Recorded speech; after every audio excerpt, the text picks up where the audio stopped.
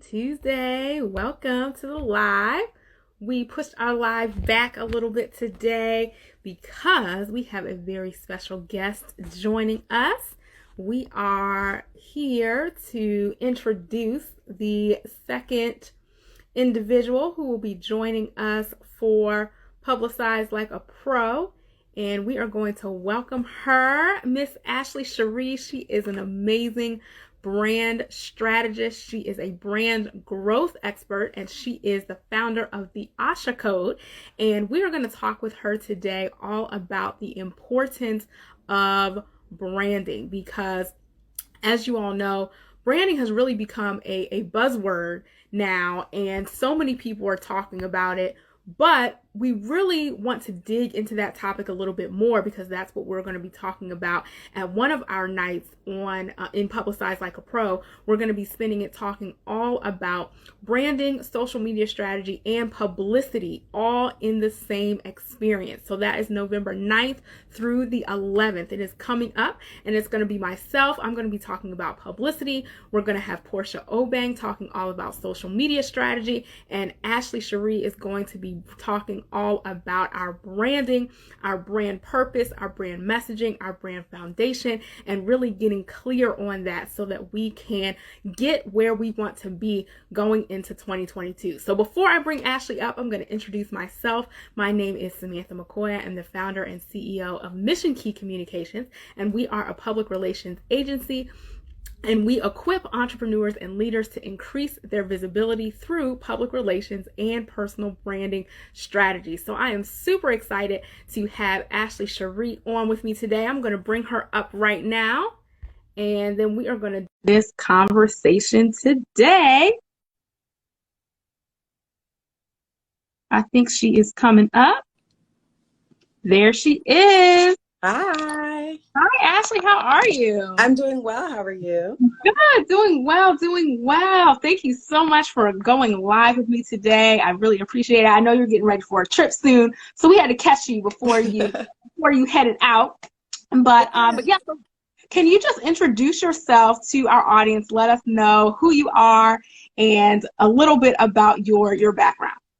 Hi, so I'm Asha Cherie, and I am the CEO and founder of the Asha Code, which is a brand strategy and creative direction firm. And so, in short, we help you bring whatever the idea is to life through branding, digital design, coaching, all of the things that go into actually making a business real beyond just the business name. And so, in short, that is what we do.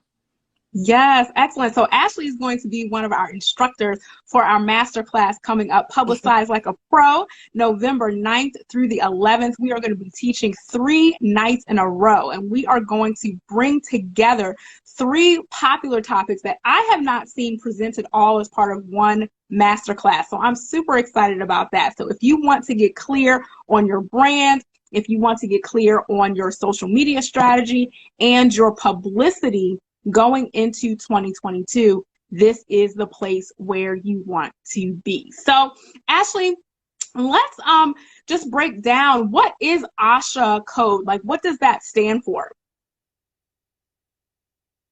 Uh-oh, can you hear me still? Can you see me? I think we might have some tech glitches. Oh, I think we lost her. Okay, I'm going to see if she'll come back. One second. Ashley, are you there? Sorry about that. An alarm came in and I tried to dismiss it. So I'm No back. worries, no worries. Thanks for staying on, everyone. All right, this is going to be good. It's going to be worth it. Okay. So did you hear I don't know if you heard my question. I did. I actually did. Oh, so okay. I caught it. You want to know what the Asha Code is. And so this is actually something that I like to work with my clients on. So basically, I like them to take their brand idea, their business idea, and turn it into an equation. So it's something that they can talk from. So Asha is 4 components, which is the code that we walk our clients through to develop their brand strategy. So first is aspiration, which is your vision. Second is strategy, which lo and behold is strategy. The H represents heart, which is your brand messaging and what makes you unique and your brand unique. And then the last is alignment, and it's bringing it all together. So whether that is to launch a brand, launch a product, launch a book, launch a podcast, whatever the thing is, that's how we walk people through it. And so the equation would be aspiration times strategy divided by heart equals alignment. That is exactly what we do. We take your vision, we line it up with the strategy. Of course, we add in what makes you you, and it all comes together to align to be your unique and specific brand. Yes, that is excellent. I love that. I really love that. And that's so unique to you and to your brand as well. So Ashley, can you just talk about what are people getting wrong when it comes to branding? Okay, so I don't want to say that it's getting wrong. I just want to say that I understand that brand strategy is very confusing, right? Because brand strategy is all encompassing of all the things that make up your brand foundation. So when someone says they're brand strategist, it's like, okay, well, is it messaging? Is it marketing? Is it purpose? Is it vision? Is it the digital elements and collateral? Like there's so many different things that make up branding. So I think the first thing that people have to get really clear on is what do they need? And if they need all the things and they're working on all the things, you have to have a path to purpose. And so I always tell people that, yes, the brand foundation is all the things that we just talked about, but that path to purpose is really identifying first what is your brand purpose. And that is why your brand exists beyond making money. And you don't have to be a nonprofit or some philanthropic business to actually have a purpose beyond making money, but you have to be really clear. So if you are solving a pain point for your audience, say my audience wants to deliver cats and baskets to the mall. Okay, so if you're delivering cats and baskets to the mall, that is a purpose beyond making money, right? So you have to get really clear about what that is. And your brand purpose is not your brand promise, okay? Because the promise is actually how you're going to carry it out and what the customers can expect from you while you are carrying out your brand purpose. So basically the first thing that people are getting wrong, if you will, is what the different things mean. So the very first thing that I do with my clients, I'm like, okay, your purpose is your why. Your vision is where you're going. So for example, who has a good brand vision? Disney World, their brand vision is to make everybody happy. Okay. That's really simple, right? And then your mission is the activities and things that you are going to do to carry that out. So that's the what. And when you think about your mission, it's like if you're in the mall and you're walking through the mall, right? And you're looking in all the storefronts. You don't put everything in the storefront, then nobody can see what the store is about. So the mission is kind of like that storefront. It's what's going to draw people in. And then you're like, okay, so we have the purpose, the why, the vision, the where, the mission, the what. Now you have to think about the how, the values, or how you're going to get to that mission. It's what people can expect from your behavior. And I think that's where kind of people get lost in the sauce, if you will, because they're like, oh, the mission, vision, and values. No, they're three very different things. And your purpose actually guides all three of those things. So if I could say that people are getting things wrong, it's understanding that brand strategy is encompassing of a lot of different brand elements. Yeah. And then understanding that that foundation is really rooted on vision, mission, values, and understanding the difference between all of those things and how your purpose actually guides each of them. Yes. No, that's excellent. So a lot of times it's very tempting to kind of get caught in the glamorous part of the brand, right? So the logos, the colors, all of that. So where do you advise starting, and when is the right time or the best time to bring in those visual elements? So I think, again, once you're clear on why, so let's take my brand, for example, because I actually pivoted. My brand used to be called Aspire Business, and I focused on coaching more so. And then I shifted. But when I was Aspire Business, I really wanted to take away the stress of business, and I wanted people to feel calm when they came to work with me. So my colors were more of like teal and browns and just very soothing. When you actually use color psychology and look up what those colors mean, they actually convey tranquility and things like that. That's what I wanted. And so then when I rebranded and I pivoted to do what I do now, which is focusing on the brand part and the visuals and the identity and the strategy, I wanted to convey like creativity and energy and things like that. So the main color is purple because I wanted to make sure that in community what I wanted my clients to expect from me. And color psychology is old as time. Okay. So it's not that you're going to go in here and reclaim pink. Okay. Pink is what it is. Blue is what it is. So you kind of just got to rock with it and just take from it what you will and create an identity that not only represents you, but represents what your audience, what you want your audience to expect from you. So I think that what people should start with is that purpose, understanding what it is that they want to do, what it is that they want their audience to come to them for, what it is they want their audience to walk away with, and then use that to kind of guide the digital or the collateral elements, which is the color, fonts, and all of those things. I think, well, I'm not going to say I think. I know when I first started, I'm not going to tell y'all what my first brand name was because it wasn't Inspired Business. It was ugly, okay? I was like, I'm going to get fancy. I'm going to pick this word, and it had paradigm in it, okay? You won't find it on the internet. Don't exist no more. And so I was like I was trying to be all like creative, and I want people to think I was smart and everything like that. And I couldn't even like say the name half the time. So it's like, you have to be clear and concise, and while you want to be creative, but when you look at our business names, it's very clear, at least to some extent, what people are going to come to us for, right? I have the code to something. You might not know what it is, but you know, I got the code is the key, right? So you know we're going to get somewhere. And with Mission Key, like, it's clear that you are giving someone communication tools and it's rooted in mission. So people can hear those words and they can know where you're going. Sometimes people come out here with brands and it's like, that doesn't land, right? Yeah. If your audience has too many questions about what it is that you do, they're not going to continue to want to interact with you. Like, our attention spans are even shorter now than ever before. And it's those colors, it's those names that are going to grab people. And so when you go to define what those are, you really need to look at what you want your audience to grow to expect from you. And one tip that I always give people is, see where your brand, well, not your brand, see where your idea already exists. I'm not saying copy people, but I'm saying large businesses pay large amounts of money for marketing, branding, etc. So if you want to create a, let's put it this way, let me bring it back. They spend a lot of money. So when I look at brands like Spirit Airlines, for example, it confuses me to no end why they have yellow and bold black print when that was already taken by caution tape, right? And they have this reputation of being this horrible airline at times. And then you're like, okay, and you got this caution tape looking brand. Like, who? Wow, I never thought about that. Right, that it blows so me to no end. So what I tell people is, like, look at who is doing it well and who has a similar goal and transformation that you have, and don't copy it, but learn from it. Learn the colors that they chose. Go into the Wayback Machine and look at their website 10 years ago. What did they change? Like, you can reverse engineer some brands that are doing things well, and you won't have to make the same mistakes that, like, we'll just say I made when I was out there with that ugly name and whatever colors way back when.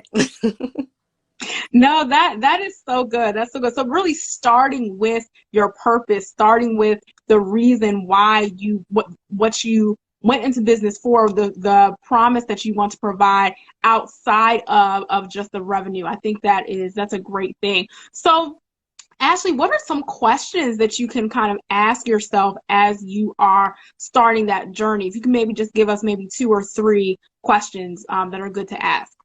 So I also walk people completely away from the business itself, because at the end of the day, there's not a lot that is like 100% new, right? Things already exist. So what is going to differentiate your business first is you. So I like to have people start with themselves. Like, what if you, taking the business aside, what, like, my desire is to blah.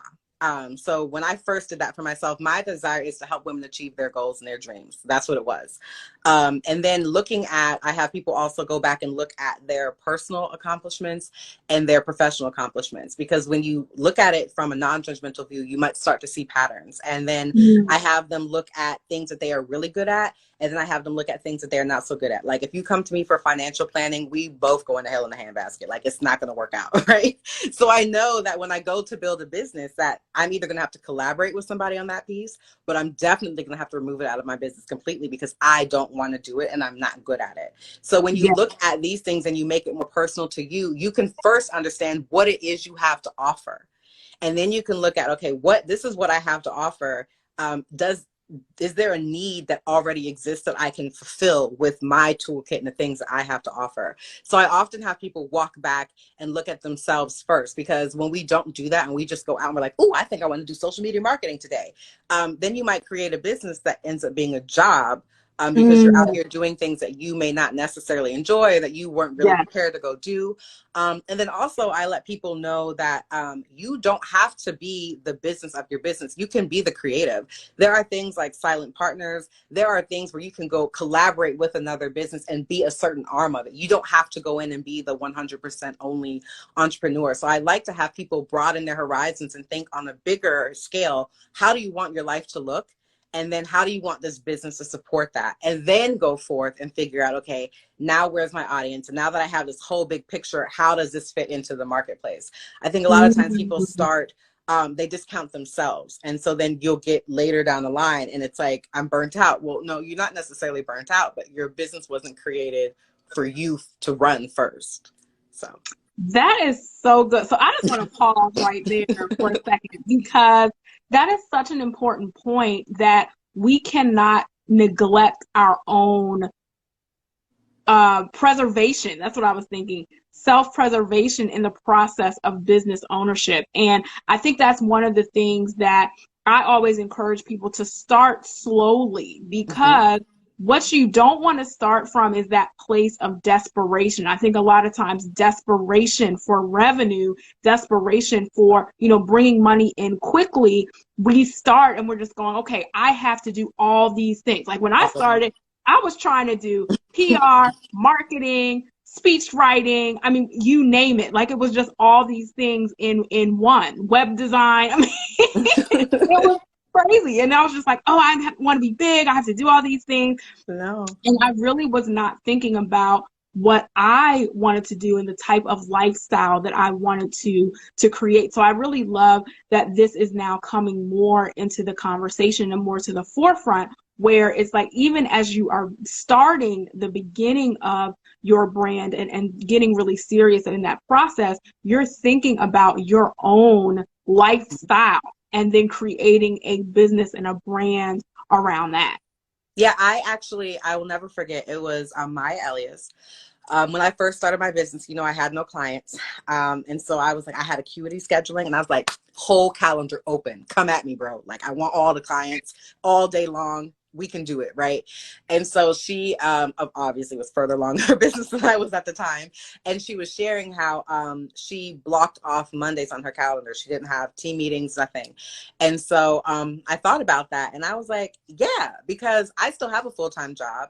And I get the Sunday night blues because I have all this anxiety about what's going to be required for me from work and what's going to be required for me for my business. And I don't like it. So with 0 clients, I also now had 0 meetings on Mondays. And to this day, I have 0 meetings on Mondays. I like to leave it for myself. I like to leave it to ease into the week.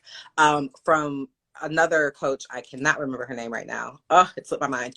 But I learned to have CEO and admin time, if you will. So without getting too far into the weeds, but there are things that you can do where you're working on your business and things that you can do where you're working in your business. And both are required for your business to be successful. So you have to set aside time every week to do both. And so I like to set aside that time on Monday to be obviously to do my day job, but then also for myself to have the space and the mental capacity to do some things in my business that I can't necessarily do in the middle of working with clients and whatever have you.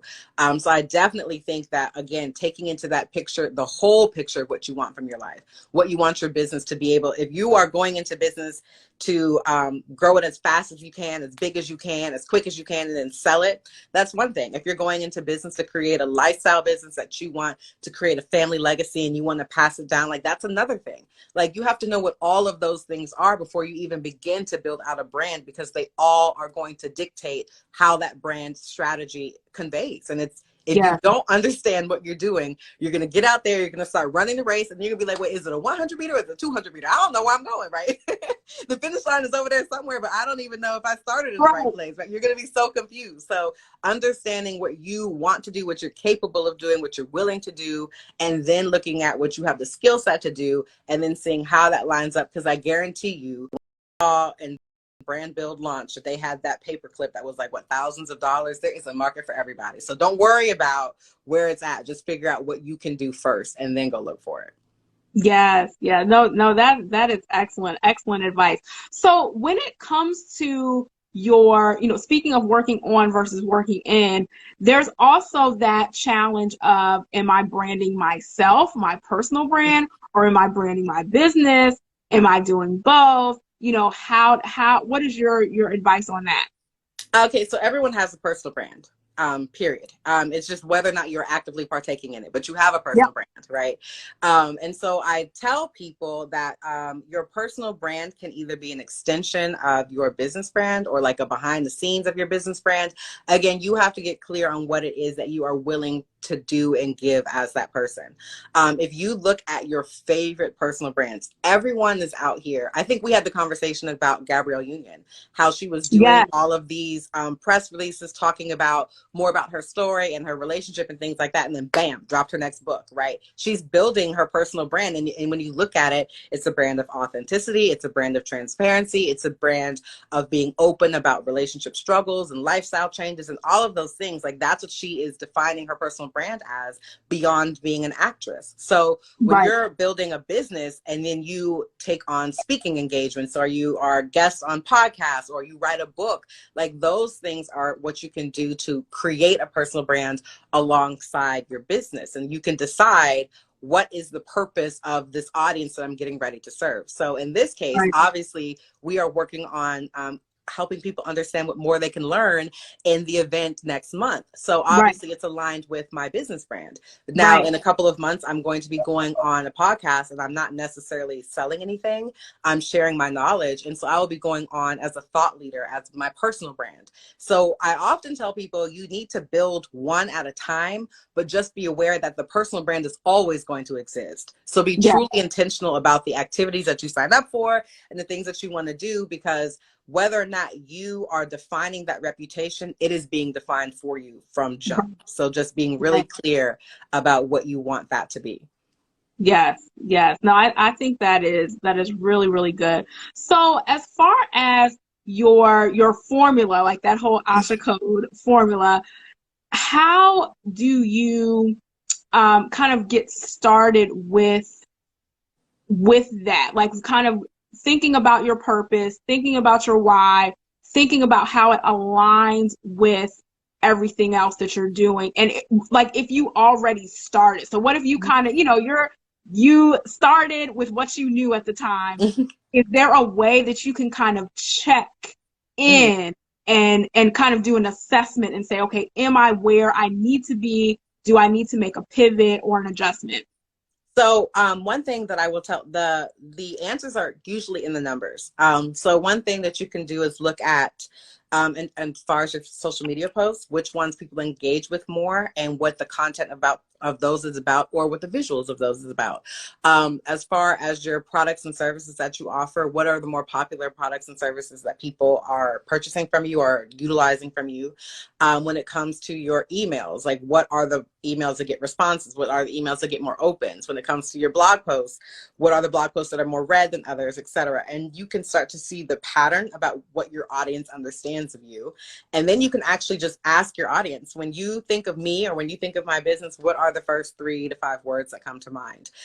Because again, like I said, you are always walking out a personal brand, whether you are actively participating in it, and your business is operating in some sort of way, on some sort of values, on some sort of purpose, whether or not you know it is or not. So the best thing to do is ask your audience, what do you think of me when you hear my brand name? Like, of course, when we hear Apple, the very first thing we're going to think of is innovation. I don't know why they haven't found a way to let me mark messages unread, but other than that, they are a pretty innovative company, right? Whether or not they are ahead of Samsung or whoever else, one of the things that people think of them is innovation, creativity, etc., because that's what they've driven home in their marketing and their messaging campaigns. So you need to understand what it is that you're driving home in your marketing and messaging campaigns. And if you are not, then figure out what it is that you want to drive home. That was how I was able to create my equation, because I looked at my old business and I was like, okay, well, people are really actually coming to me for strategy and design. They kind of have an idea. It's not completely solidified. So that's the aspiration. They want strategy about how to walk it out. And then they want design, whether it's the digital collateral or website or whatever. And so what I realized that these people were missing was who they were going to be in the business. And so that was the heart and the messaging. And so that's how I brought all my pillars together, because that's how I was supporting my audience. So you can look at the trends, again, like we said, through all of the socials and marketing, etc. And then you yourself can look at, okay, when I created this program or when I created this service, what was the transformation I was hoping that my audience was going to get from it? Yeah. And then when you can look at those things, you can be like, okay, this is one of my pillars. Okay, this is one of my pillars. And then you can understand what your own equation can be, or what your own brand pillars. And brand pillars are really important because they should anchor all of your marketing and messaging, right? Like, you want people to start to think about something when they think of you, right? And if you don't have that, it's hard to develop brand awareness, and it's hard to develop that connection with your audience, because when they come to you, they're like, oh, she just, whatever is today, whatever is the flavor of the month. Like, I don't know what to expect from her. So you want to make sure that you can create that consistency within your audience. Yes. Yeah. No, these are excellent tips. So I am so glad that we got a chance to catch up with you today. So Ashley, can you just let us know what you're going to be talking about? Because you're actually going to be kicking off Publicize Like a Pro. You're going to be teaching on night 1, because we can't even get into social media and publicity if we don't know what our brand message is. So can you just give a little sneak peek about what you're going to be sharing on November 9th? So I'm definitely going to be starting people again with understanding purpose and how that guides messaging, and understanding things like your competitive advantage. Most of the time, starting out is yourself. Your business evolves over time, and there are stages to growth and there's stages to scaling and all of those things. And so understanding that where you are in any given time is going to kind of determine what your messaging is going to be. And then also understanding, like we said, who you are as a person, what transformation you want to provide, understanding the real questions to ask of your audience, understanding what a real client avatar is. I will tell you right now, I had got it wrong when I started off. I had actually get a coach to really hone in with me on that. I was thinking that my client avatar was the people that I had worked with, and it went well. And so that's definitely not what it is. I'll tell you that right now, sneak peek. There are a lot more things that go into your client avatar, and I'm not talking about the demographics. I'm not talking about the age and location, other things like that. It's more about how your business works. And so we'll really be diving into things like that and giving actionable tips. And I actually want people to walk through things with me live, because these are the things that you need to, like you said, even get started on social media. Your ideal client can walk to you, and you won't know that that is that person, because you're looking for, what is she, does she have 2 degrees or 1 degree? Does she have kids? No kids. Is she, like, you're looking for things that aren't necessarily the driving factors of whether or not that person is the right person for you. Yeah. Those things come on the back end. Those things become some of the trends that you start to notice about the people who are drawn to you. But we're really going to be looking at the why of what you do and how that lines up in your messaging and how it needs to be walked out both internally and externally for your brand.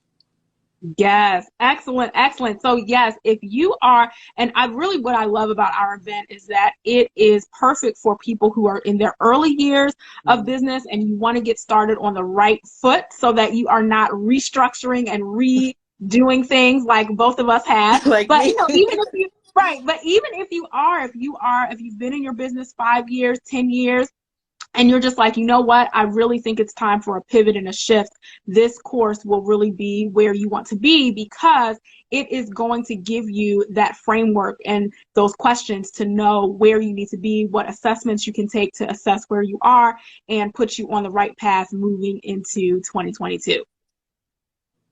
Yeah, so thank you so much, Ashley, for joining. Again, Publicize Like a Pro, November 9th through 11th. It is coming in a few weeks, but do not wait. Our tickets are going quickly, so you want to get the link. Go to the link in my bio, and if you have any questions specifically, you can reach out to me or reach out to Ashley. We would love to answer any questions that you have, and we will see you in class. Thanks so much, Ashley. You're welcome. Bye. Take care, everyone.